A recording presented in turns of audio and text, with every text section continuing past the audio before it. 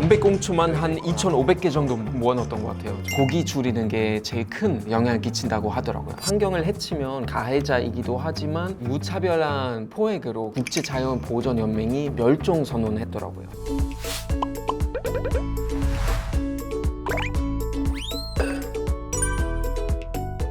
안녕하세요 여러분, 저는 국립낙동강 생물자원관 글로벌 생생통신원 2기 그 첫 번째 통신원 다니엘 린드만이라고 합니다. 반갑습니다.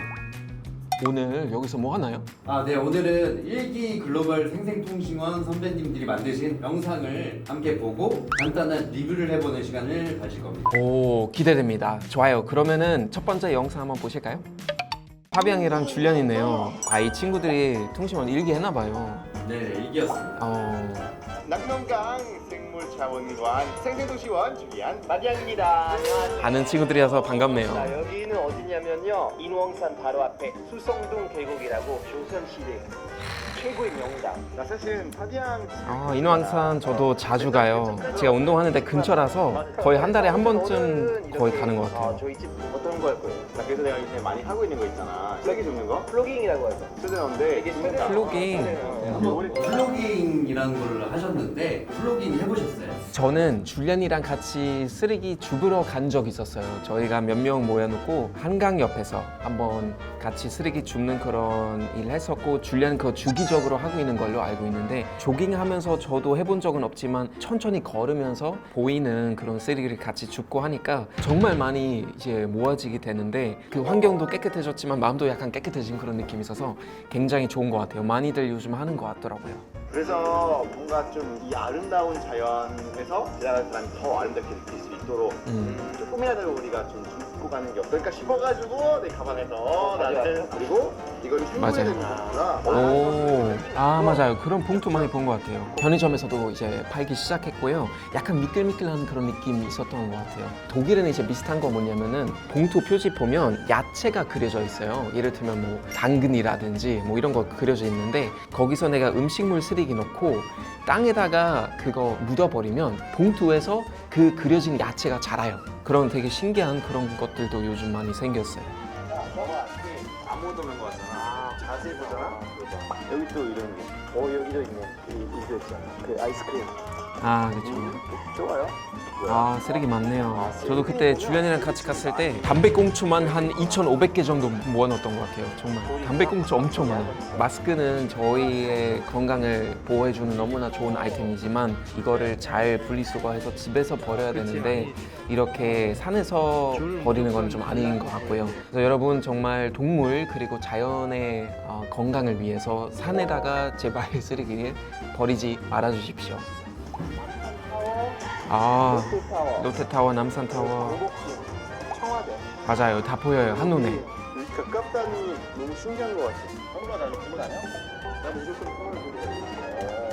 근데 줄리안이 진짜 예전부터 텀블러 들고 다녔던 것 같아. 그래서 항상 저도 줄리안이랑 녹화장에 있으면 항상 텀블러 들고 있더라고요. 멋진 롤모델 된 것 같아요. 이 두 친구가.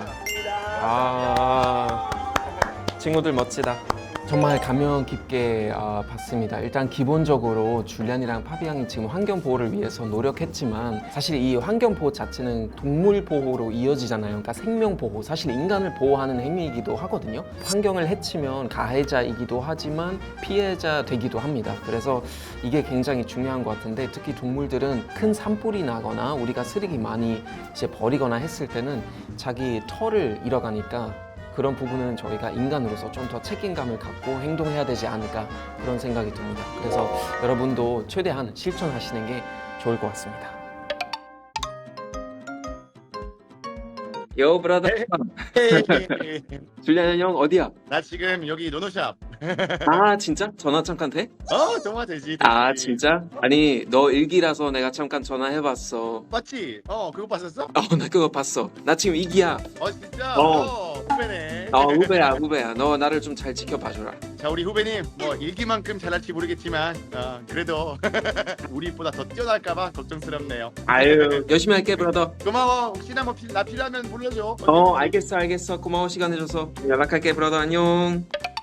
안녕하세요. 국립 낙동강 생물자원관 글로벌 생생통신원 캐나다 밴쿠버 유치라고 오, 합니다. 밴쿠버. 저는 지금부터 제가 다녀온 밴쿠버 커피트먼 근처의 벨파라에서 개잡이하는 모습을 보여드리겠습니다. 오, 개잡이 하러 갔네요.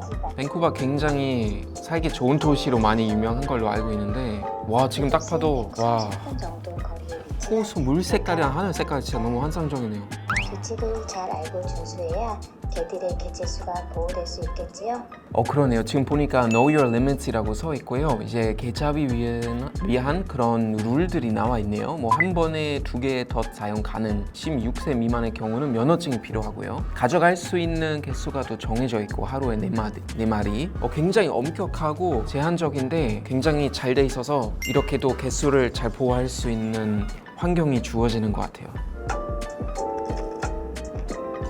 아, 너무 아름답네요. 오늘은 우와. 반가운 물개 친구의 얼굴이 보이네요. 와, 물개 그냥 이렇게 떠요?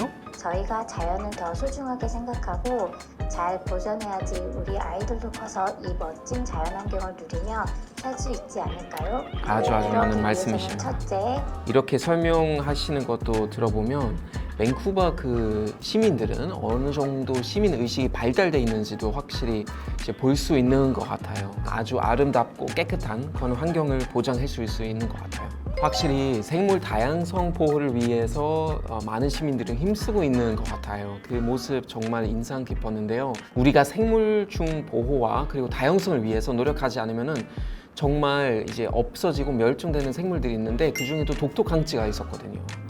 또 광치가 뭔가요? 독토강치는 물개과에 속하는 바다사자인데 우리나라 동해안에서 주로 서식했지만 무차별한 포획으로 결국 1994년에 국제자연보전연맹이 멸종 선언했더라고요. 그리고 이제 그뿐만 아니라 얼마 전에 이제 좀 반가운 현상이 될 수 있는 거죠. 이제 얼마 전에 100년 만에 가거도에 큰 바다사자가 발견됐다고 하는데 이 큰 바다사자를 포함한 다른 생물들도 사라지지 않도록 우리가 정말 생물 보호에 많은 힘을 써야 할 것 같습니다. 자, 이번에는 어디로 가나요? 안녕하세요. 독일이네요? 아, 익숙한 오늘은 다양한 환경이죠. 독일의 환경 도시인 프라이부르크를 소개해드리도록 할 것인데요. 맞아요. 환경 도시로 되게 유명해요. 다양한 환경 정책들과 환경과 공생하는 모습을 보여드리도록 하겠습니다. 프라이부르크에서 대표적인 자연 친화적 모습은 티티제 호수 그리고 모빌레가 있습니다. 티티제 호수 모빌레. 가장 먼저 상당히 귀여운 이름을 가지고 있는 티티제는 광활한 호수를 자랑합니다. 헨젤과 그레텔의 모티브였던 검은 숲의 시작점이 바로 이 티티제이기 때문에 맞아요. 검은 숲 지역이 이제 독일말로 슈바츠왈드라고 하는데 정말 아름다운 걸로 굉장히 유명한데 동화의 모티브 되기도 했네요. 산책 이곳 티티제에서 유명한 것은 바로 뻐꾸기 시계입니다. 시계의 품질 때문에 맞아요. 유명하다고 하던데 슈바츠왈드에서 처음 생겼어요. 전 세계 제일 큰 뻐꾸기 시계도 이쪽에 있어요. 아예 집 사이즈의 뻐꾸기 시계도 만들었더라고요. 거대한 건물은 자전거 주차장인 모빌레입니다. 3층 규모의 원통형 건물인 모빌레는 건물 내부가 오로지 자전거 주차장 및 자전거 용품점 그리고 수리점으로 만들어져 있는 건물입니다. 너무 잘 돼 있네요. 독일 사람들은 자전거를 타는 거 정말 좋아해요. 그러니까 저희 부모님, 친구들 이렇게 보면 주말 되면 무조건 자전거 여행, 자전거 타고 어디 피크닉 나가거나 이런 거는 너무나 독일 사람들이 좋아하는 그 여가 생활인데 자전거들이 많고 관리가 잘 돼 있고 싸고 이런 점이 정말 인상 깊었던 것 같아요. 그러면은 혹시 현재 독일에서 실시 중인 환경운동 중에 기억나거나 뭐 추천해 주실 만한 제도가 있을까요? 여러 가지 있는 것 같은데 일단 첫 번째로는 Call a Bike이라는 건 있어요. 이게 DB라고 도이치바hn의 약자이거든요. 이게 독일 국열 철도 회사예요. 중앙역이면 어디든 자전거를 공공으로 대여할 수는 있어요. 미리 전화로 자전거 빌리고 싶다고 콜하면 현지 있는 역, 그러니까 중앙역에서 가고 싶은 목적지까지 자전거를 타고 갈 수 있는 그런 정책이에요. 특히 편한 점을 꼽자면 자전거를 타고 가다가 주차하기 좀 귀찮잖아요. 그러면은 근처 교차로나 목적지 근처에 있는 DB 보관대 그냥 세워두고 가면 됩니다. 굉장히 편하잖아요.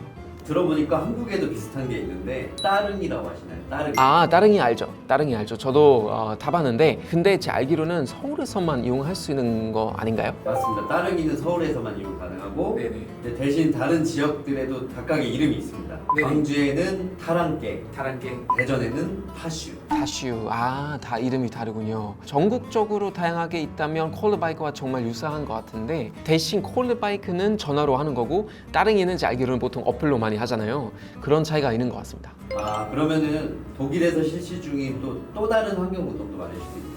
아, 이것도 정말 유명한 제도인데 저도 몇 번 방송에서 언급했지만 판트라고 있어요. 판트. 공병 환불 제도라고 보시면 돼요. 그래서 음료수를 다 먹고 난 후에 캔이나 빈병, 페트병 등을 재활용 기계에 넣어서 분리수거를 하는 거예요. 그러면은 한국의 분리수거랑 뭐 다른 점이 뭘까요? 한국은 분리수거 너무 잘하잖아요. 근데 여기 중요한 거 하나 딱 있어요. 제가 아까 말씀 안 드렸는데 소비자 입장에서 굉장히 반가운 거예요. 병에 대한 환불이 있어요. 돈을 받을 수 있어요. 돈을 받을 수 있다고요? 맞습니다.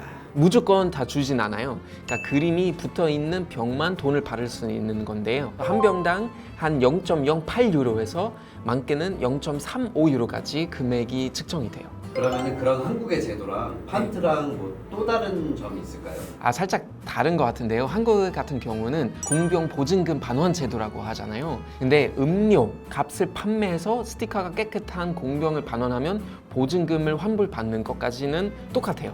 하지만 차이점 하나 있어요. 판트의 경우는 병에 대한 환불을 받기도 하지만 물건을 살 때 병에 대한 가격만큼 할인도 받을 수 있어요. 그렇지만 공병 보증금 반환 제도는 딱 보증금 환불만 받을 수 있는 그런 차이가 있는 것 같아요.